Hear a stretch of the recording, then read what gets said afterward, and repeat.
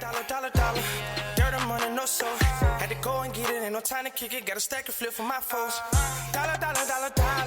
Please tell me you can hear me. Don't turn your back and don't neglect me. Just let me know if you need me. Dollar. Let me watch out for my partners. Keep my money long, get my team strong. Let me run away from my problems. Yep, what's good, original crew, man? We're back. Hey, we got a new ballin' today, man. Never trust the members of a secret society. You agree or disagree? Yes, agree, yeah. Why do you agree? I don't trust nobody. You said what? You said what? I don't trust too many people anyway. So see over here.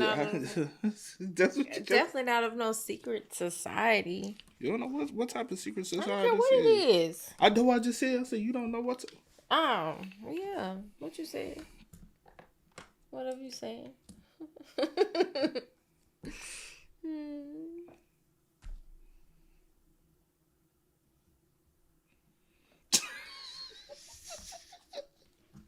Hey, make sure y'all check out the links in the description box. Down below. You already know where to go, man. You want the first part? You gotta do is check it down below. Also, if you enjoyed today's video, Lock it in with a thumbs up.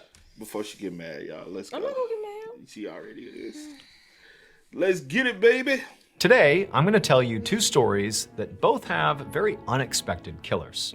But before we get into those stories, if you're a fan of the strange, dark, and mysterious delivered in story format, then you've come to the right place because that's all we do, and we upload once a week. So if that's of interest to you, please gift the like button a brand new signed copy of Mr. Ballin's brand new graphic novel, Where Nightmares Live. But make sure you first rip out one page from each story. Also, please subscribe to our channel and turn on all notifications so you don't miss any of our weekly uploads. Okay, let's get into today's stories.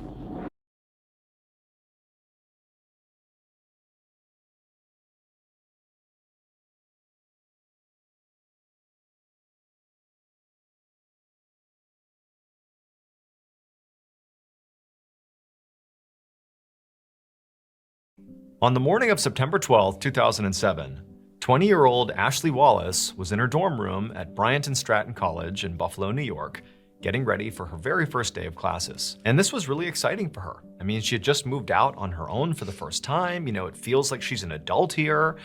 And so today was a big day. You know, she looked herself in the mirror and made sure her look was just right. She gathered up all her books and her journals and all the stuff she would need. And then once she was ready, she began heading towards the door. But before she got there, she heard a knock on her door. And Ashley felt sort of confused, like she hadn't lived here long enough for people to actually know she lived here, so who would be coming to visit her?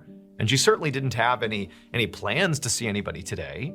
And so she's thinking, like, I have no idea who could be at my door right now. So she walks to the door, she opens it up, and she is truly shocked now to see who's standing there. But her shock quickly turns into fear.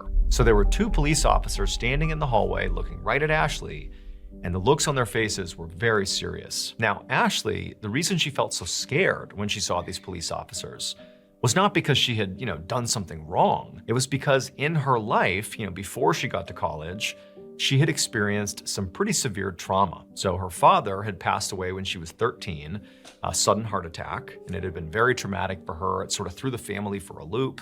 And then her mother had remarried, and her stepfather, who had, raised her from that point on, he had sort of struggled with depression on and off, and it seemed like he was doing okay, but not long after her biological father had suddenly died, her stepfather took his own life.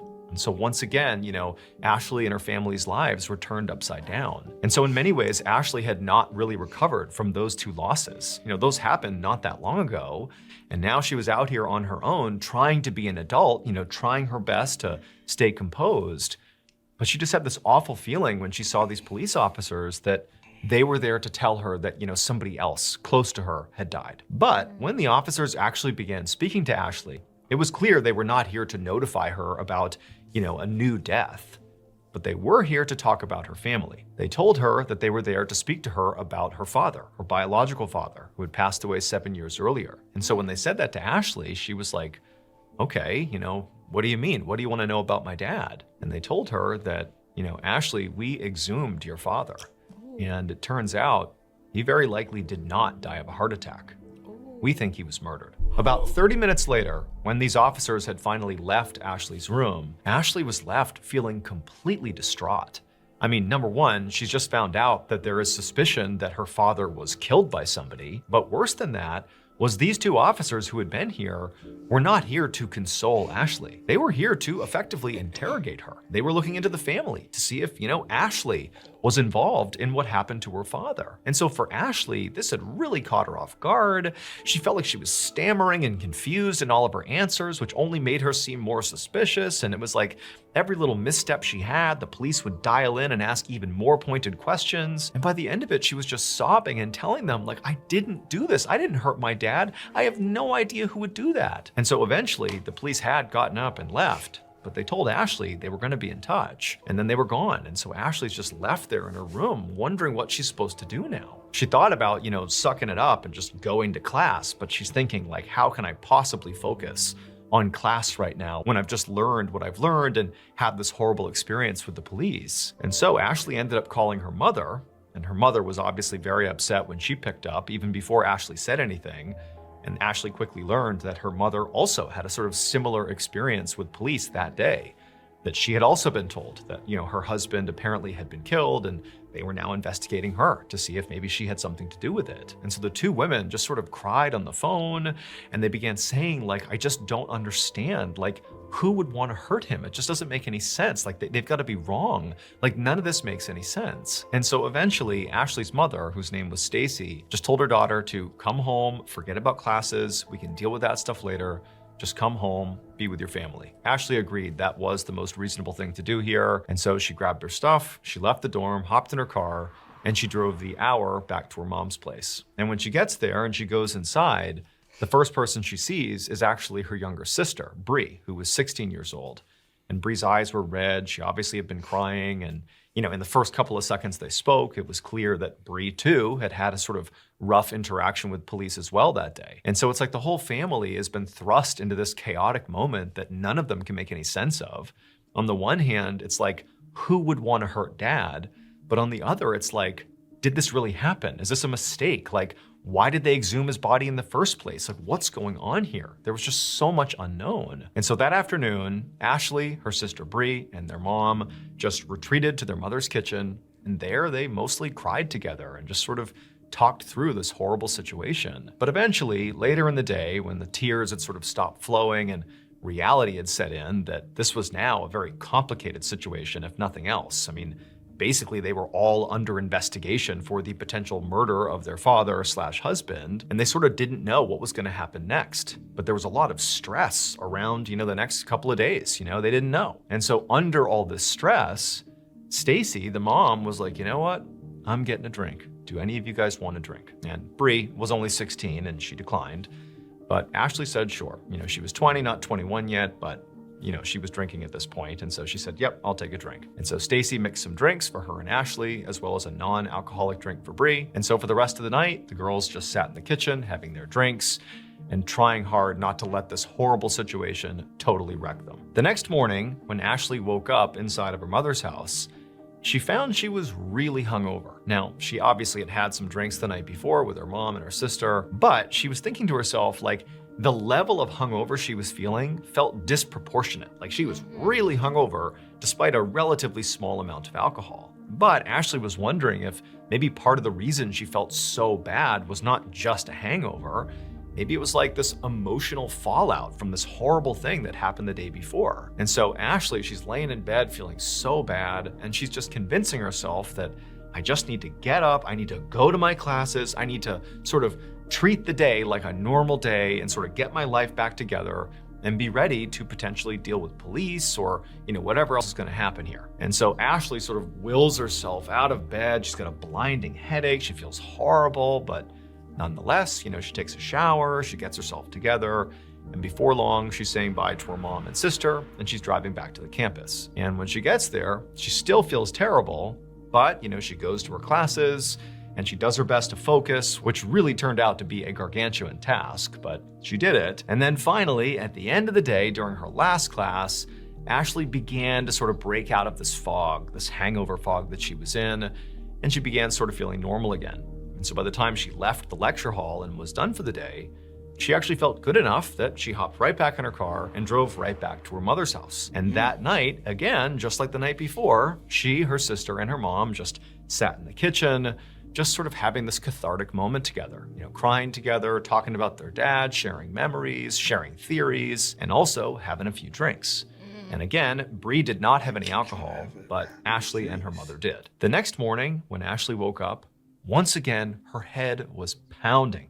She was so hungover, way worse than the day before. Except when she opened her eyes and kind of looked around, that really was not the first thing that hit her. The first thing that hit her is, I don't know where I am.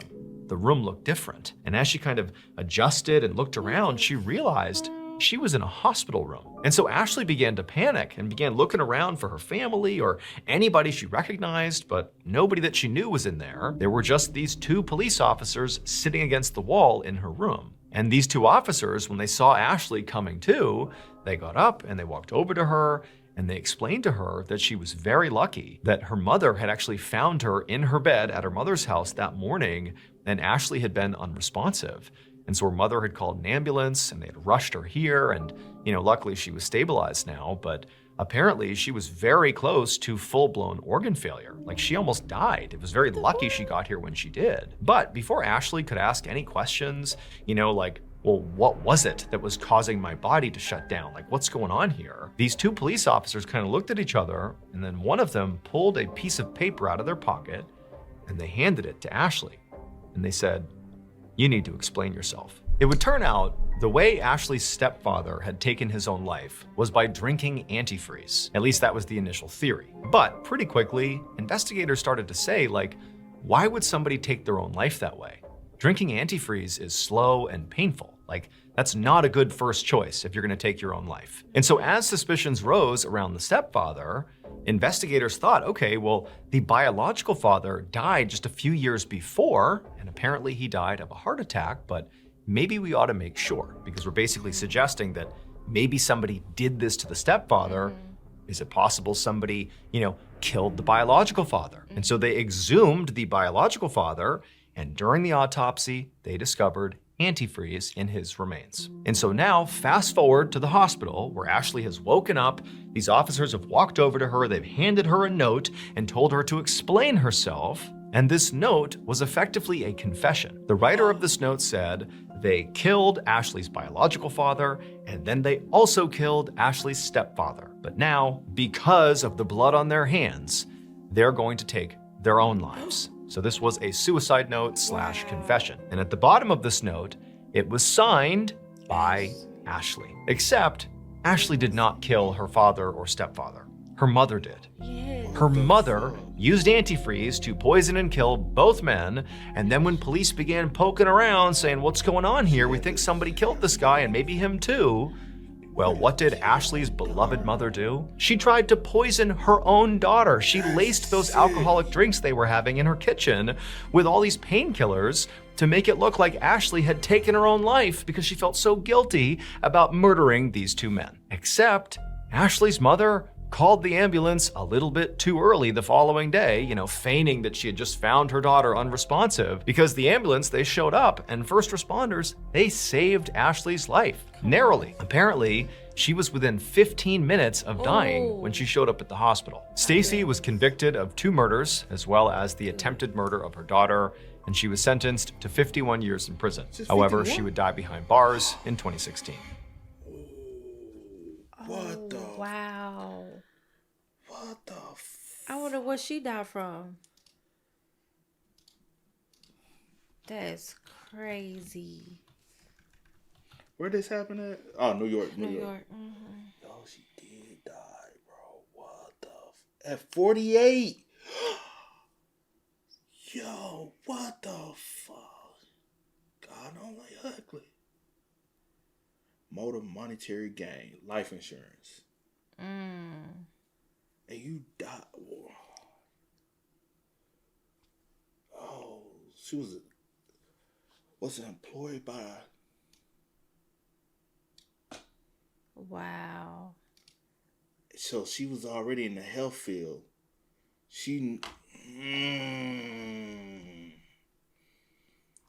Damn. I'm trying to hold on, y'all. I'm trying to see, like, what was her cause of death. Found dead in her cell in the morning.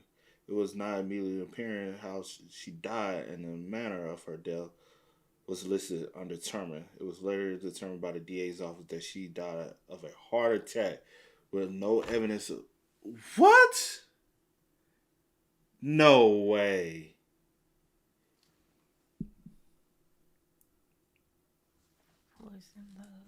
In 2020. Wow. Yo. That's crazy. So, well, she just ought to have a Lifetime film for it. But you telling me your first husband supposedly died of a heart attack. The other one self-exit, right? Then you try to take it, but then you end up dying from a heart attack.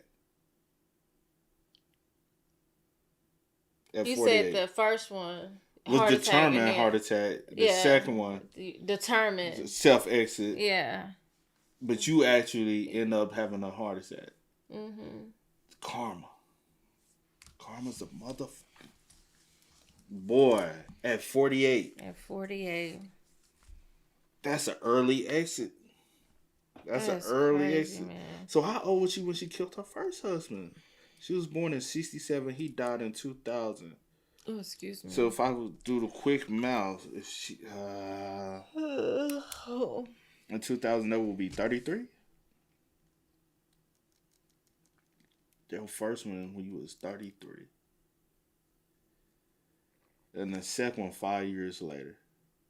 Oh, she was only married to David for 2 years before she took his life. Damn. But she was married to Michael for 12 years. Because they got married in 88 and he died in 2000. All for monetary gain. That's sick, bro. And then the fact you try to basically frame your daughter and take your daughters out. That's sick, bro. Bro, I couldn't, bro. And you would have took Bree out too. But Bree, being a minor, said, "Nah, I don't want to drink." She could have still put something in the Still could have, but toxic. I wonder what hers. Maybe not. Maybe it was just easier to put it on the oldest daughter. You know what I'm saying? But even with the oldest daughter, it still wouldn't make sense because the oldest daughter, when her biological father died, she was just 13. It wouldn't have made sense, but it's possible, but it yeah. wouldn't make sense or reason why. Yeah. And then the second one, so for them to even want to look into Ashley, her mom had to kind of push them in that direction to even look at Ashley, to want to interrogate her. Because what gain would she have to take either one of them out? Mm-hmm. She has none. I'm so glad she survived. That's crazy. Yeah. Insane, bro. Mom turned into a serial for real. Facts. That's crazy story, bro.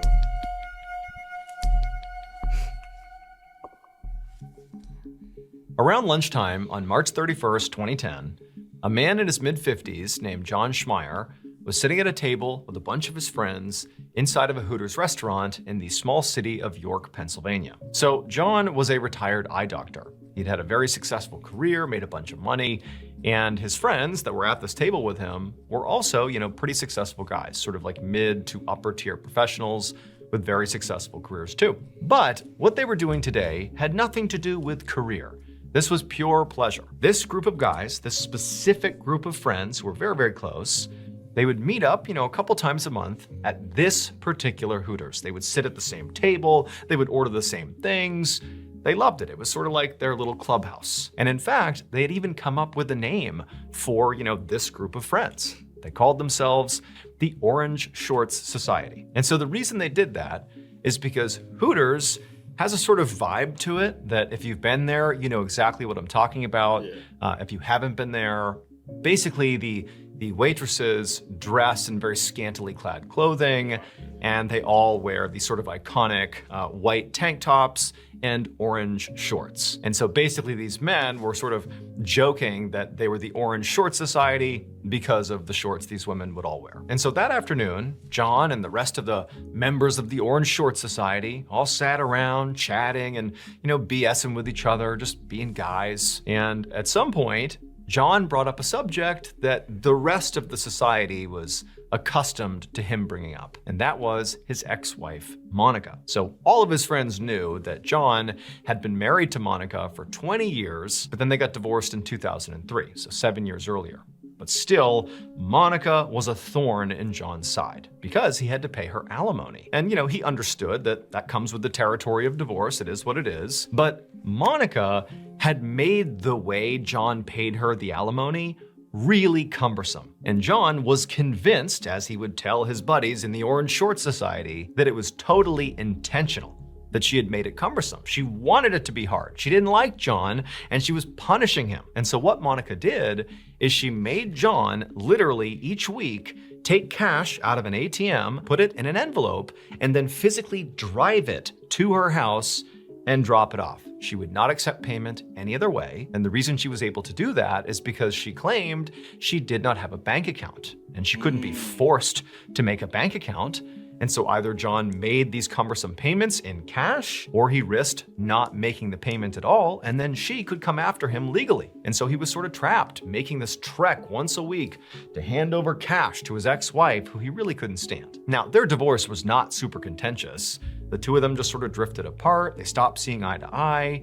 And actually, Monica really didn't like the whole Orange Short Society thing. She thought it was totally scummy, and that John and his buddies were just kind of gross for going to that restaurant and sort of making jokes about, what these women are wearing and making that part of their identity, the Orange Short Society. She didn't like it. And so they just kind of drifted apart. That was all it was. But now it had become this sort of bitter feud between the two of them. And so at the same time that John and his buddies in the Orange Short Society are sitting in the restaurant and John is going on his tirade once again about Monica's alimony, simultaneously on the other side of town, police rushed to Monica's house. Minutes earlier, there had been a 911 call that came from Monica's house, but when the operator answered, there was no answer. And so by protocol, they had just sent first responders out to the house to see if whoever had called was okay. And so the police, they get to Monica's house, they park, they go right up to the front door, they're knocking on the door, there's no answer, they're looking around, there's no sign of forced entry, no sign of anything really going on here. It's just a quiet day in the neighborhood. But they go to the door again, they knock a few more times, and when there's no answer, they try the doorknob and it's unlocked. So they open the door up, and right away they look in, and there's Monica. And she's dead on the ground with the phone right next to her, and she's been shot in the head. Shortly after this discovery, the lead detective, Douglas Demagon, along with his team, began to survey the crime scene. And they quickly found a purse next to Monica's body, and inside was her license. That was how they identified her. And then they also found a .32 caliber shell casing lying near the body that clearly seemed to be from the round that struck her in the head and killed her. But perhaps the most unusual aspect of this crime scene had really nothing to do with the body.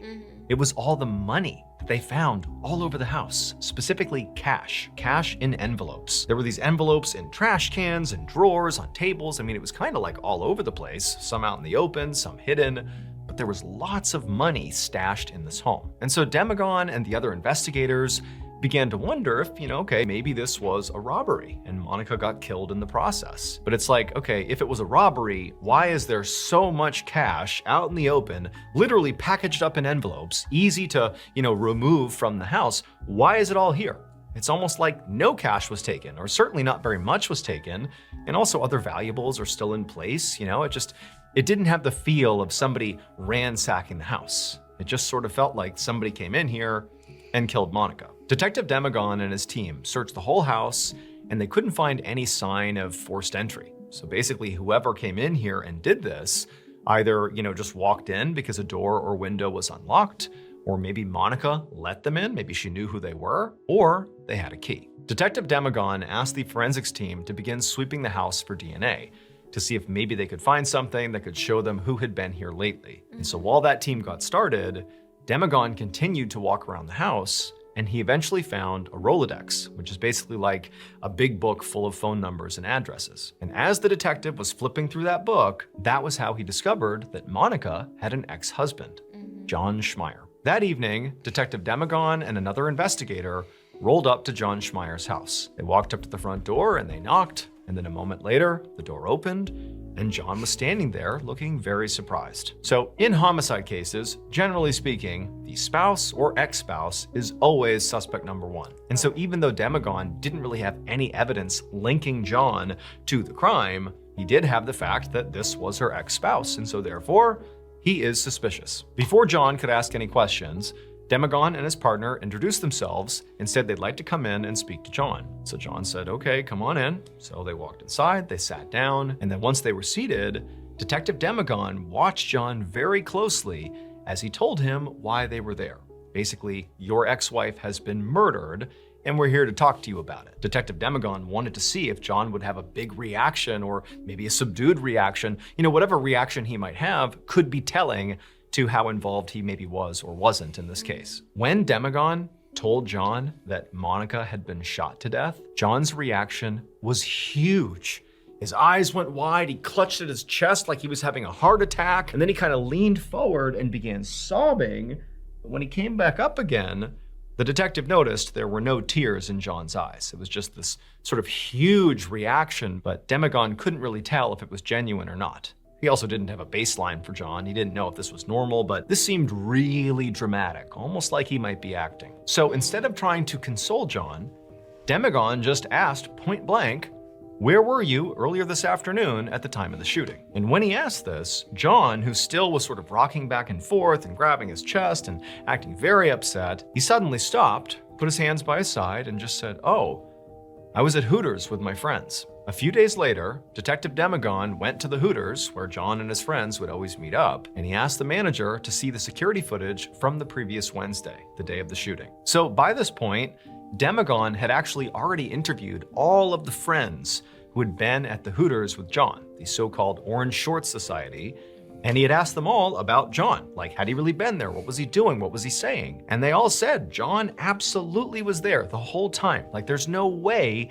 he could have left and done anything to Monica. He was here with us. I promise you he was here. Now, they would admit to the detective that, John did speak disparagingly about Monica. He would talk about how mad he was about her alimony, and he definitely didn't like her very much.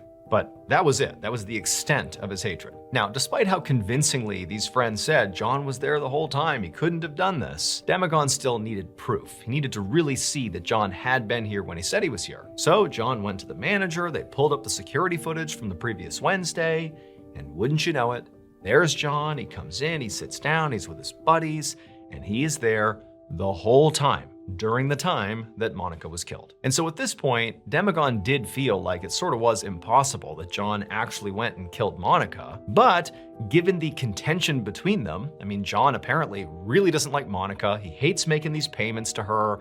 Like, there's obvious friction that comes up at these Orange Short Society meetings all the time. Maybe it was possible that John, who was pretty well off, had a bunch of money, maybe he hired somebody to do his dirty work for him. Maybe he hired a hitman. And so over the next week or so, Demagon and his team began exploring this hitman lead. And they found that John had been taking out a whole bunch of cash over the last several weeks. But it sort of lined up with how much cash he owed Monica in the form of alimony. And they knew he had to, per Monica's orders, deliver this alimony payment in cash to her in these envelopes. And they found all those envelopes of cash at Monica's house. And so it seemed like that was all he was doing, taking money out to give to Monica. And so John was basically Demagon's only suspect at this point, and there was basically no evidence against him. And so Demagon knew he really needed to look into other leads here, like the John lead kind of going nowhere. And so he and his team began looking into local gang activity and, crimes in the area. Could this have just been random or something completely unrelated? But after 3 months of looking for any connection anywhere in the area, there wasn't one, and the case kind of came to a stall. And so at this point, Demagon decided that the only thing he could do realistically was just kind of start over, go back to square one, and basically re-examine all the evidence all over again. And that included going back and looking at the security footage from the Hooters on that Wednesday when the Orange Short Society was there. And so Demagon, he sat down, he starts watching this tape over and over and over again. It's like the 1,000th time he's looked at this grainy footage, and suddenly something stands out to him. Something he missed all the other times he looked. And as he replayed the footage over and over again, he realized he now knew almost certainly what happened to Monica. It would turn out the footage of the Orange Short Society meeting did hold the secret to Monica's murder. John Schmeier did not kill his ex-wife, nor did he hire a hitman to do it. He really had nothing to do with her death. The only thing he did do is, at these Orange Short Society meetups, he would talk openly about how he didn't really like Monica. Yeah. In particular, he resented the fact that she was making him deliver all this cash to her to pay his alimony payments. It just felt totally cumbersome. But that meant John, on a regular basis, was telling these men in the Orange Short Society that Monica was flush with cash. He was giving her tons of cash every single week. This woman has so much cash at her house. And eventually, one of the Orange Short Society members, a man named Tim Jacoby, decided, you know what? I'm going to go to Monica's house and I'm going to take that cash. Demagon had been operating under the assumption that all the men who were present on that Wednesday meetup at Hooters, the Orange Short Society, that was the totality of the group. Those were all the members. Because the way the men talked about their group was they all meet up every single time. Same group, same seats, same restaurant. And so Demagon assumed, okay, then it's the same people. This is it. This is the totality of the group. Everybody is accounted for. But no, on the day of the murder, one regular member of the Orange Short Society was not present. Tim Jacoby. And that is the discrepancy that Demagon caught when he watched that footage for the 1,000th time. He realized, wait a minute, there's another guy. I heard another guy's name, Tim Jacoby. He's not here. Police would later tie Tim to the crime scene with DNA evidence. They determined that Tim went to her house with the intention of robbing her, but when Monica fought back, he shot and killed her and then fled without taking any money. Tim was convicted of first-degree murder and sentenced to death. He is currently on death row in Pennsylvania. Wow. Oh. And I understand why he got death. You understand why? In the commission of... Another felony. Yeah. You commit another felony, which in results of death. Yeah. So, damn. All because this man blabbered all the time about how much he don't like his wife, how much money she had, and you like over here plotting. You know what? I wonder how close of a friend they were. Right? Is it him? No. Oh. This him. This him. This is him. This is him.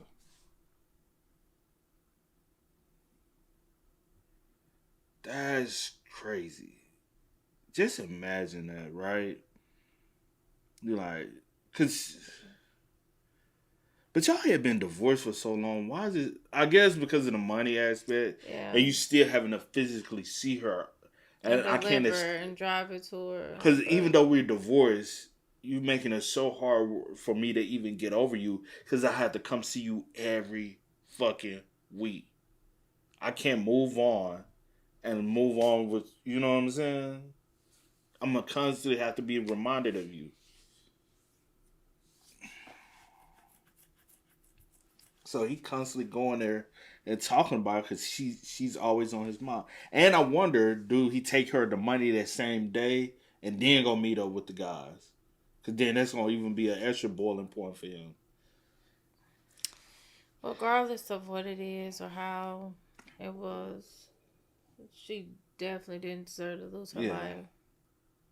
I wonder, with her death, who inherits all that money, or do they give it back to them? Yeah. So somebody gets the money. If they had kids, maybe they get the money. If they have no kids, technically, you know what I'm saying? He possibly got the money back. I wonder how that goes. Yeah. And now he no longer has to pay her. He probably like, thank you, but you know what I'm saying? In his mind, he probably looking like that. Right, because you weren't for real sad. Don't seem like from how it was, described.